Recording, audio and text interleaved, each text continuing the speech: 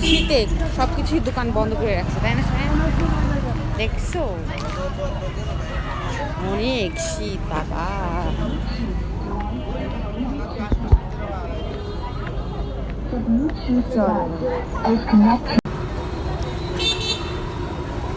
একদম ফ্রেশ সিঙ্গারা। নতুন একটা দোকান হয়েছে আমাদের এখানে, সোমবার মঙ্গলবার ফোন সামনে হচ্ছে আমি তোমায় দিতে পারবো, এখন হতো না, ঠিক আছে তাই না শান বাবা? আমরা এখন সিঙ্গারা খাবো।